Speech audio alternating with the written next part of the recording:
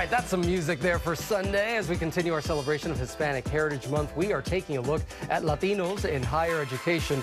According to studies done by Pew Research and the Post-Secondary National Policy Institute, Latinos make up about 8% of all doctorate degrees.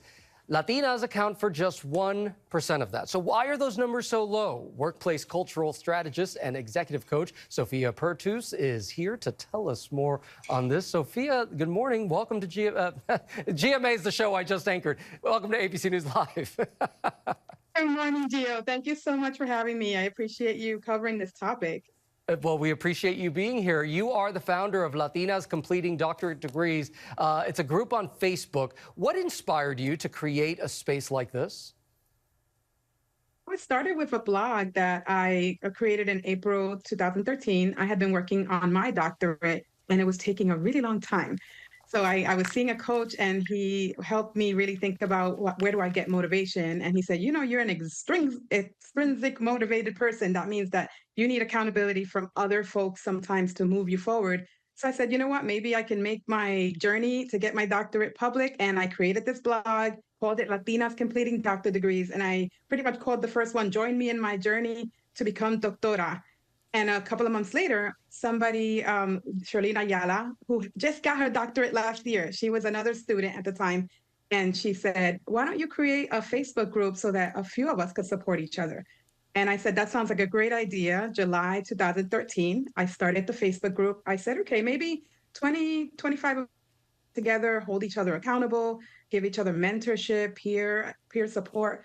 And now the group has 9,000 members. Wow. And I'm just so thrilled that we've been able to really help each other. Many people have been able to finish their doctoral degrees and have written about my group in their acknowledgments, saying it was a big support system for them. The Journey to Doctora is actually a really great name as well. So that's a good one if you ever want a new one. So many challenges come to mind with this, Sophia. You have first-gen status. You have financial struggles. Why do you think we see so few Latinas striving for these kinds of degrees? Well, I think we are striving. It's not the issue. We want to get them. I think the challenges come when we are entering institutions that maybe are not built for us. They are institutions where we sometimes, our opinions, our subject matters, our topics aren't always understood by the faculty who do not represent us and do not look like us. So one thing I found, and I've been on several dissertation committees, is just trying to explain ourselves, trying to have that confidence. And, you know, we are so used to in our culture to be humilde, to be very humble, don't brag about your accomplishments. And one thing that I found when working on our doctorates is we have to speak up for ourselves. We have to advocate, and that doesn't always come naturally. So I think it's some of it is us, and some of it is the academy that is just not seeing us for what we bring to the table. And the ideas that we have. They don't value all of the topics that we bring because sometimes they don't think they're valid topics. So we have to work with each other to give each other that boost of confidence to really advocate for ourselves and for each other. And so what is your message here for anyone in the Latino community who's just, you know, thinking about continuing this education journey, this journey to Doctora? I would say, you know, don't do it alone.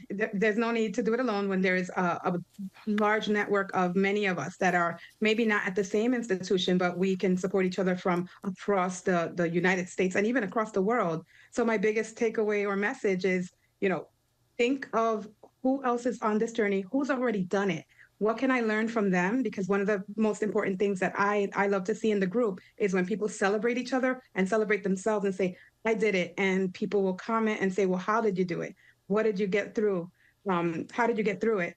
And some of them share strategies. Like, I got a babysitter to help me with my kids. I asked my partner to step in more. I figured out how to create a topic and keep myself organized and really get some strategies. So that's my takeaway. Just learn from each other and do it in community. Comunidad is important.